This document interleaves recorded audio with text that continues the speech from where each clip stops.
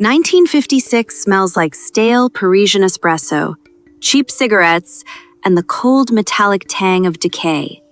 This town devours its idols with the appetite of a starved beast. Hollywood threw Ingrid Bergman out of paradise for a single sin. She dared to live by her own rules. America choked on righteous bile and branded a saint as a whore. Her director husband mutated into a domestic tyrant with a bruised ego. Every corner of the Parisian apartment presses down like a concrete slab. Salvation drops from the exact place nobody expected. A bald titan of the screen with a hypnotic stare becomes the only oxygen in this gas chamber. Yul Brynner radiates raw, primal energy, capable of crushing any prohibition. The set of Anastasia turns into a clandestine shelter for two battered souls. A Leica camera captures every hidden glance through mirror reflections.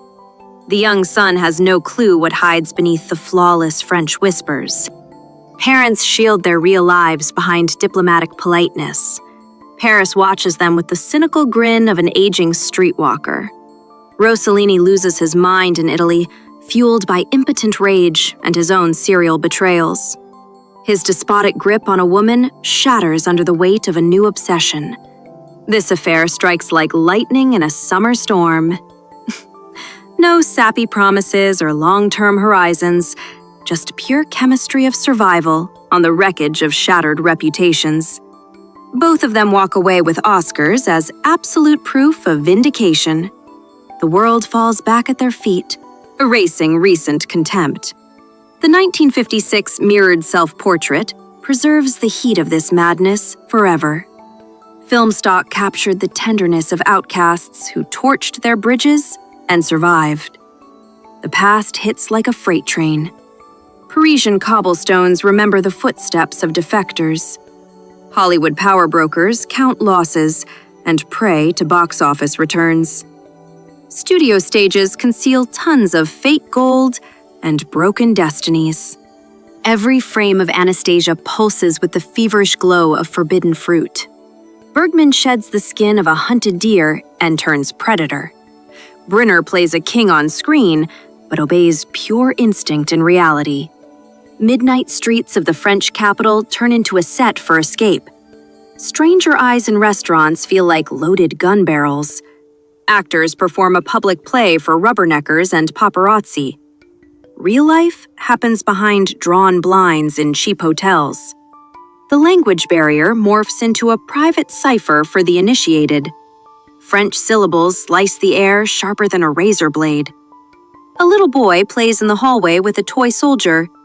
Behind closed doors, adults dictate the fate of collapsing empires.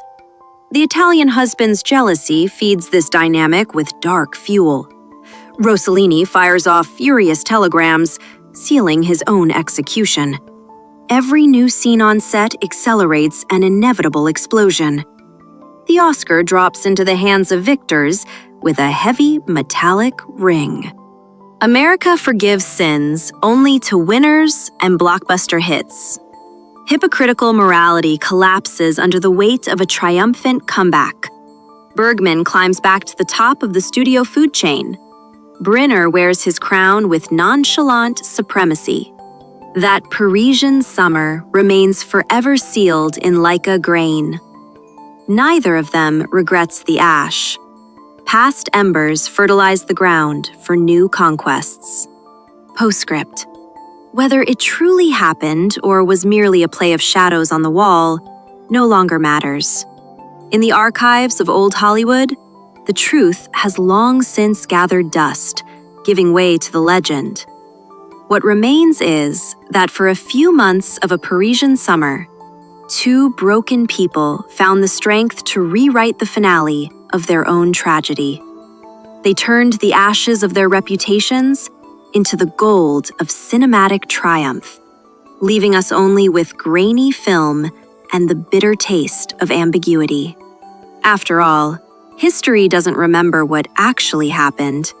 It remembers what it chose to believe.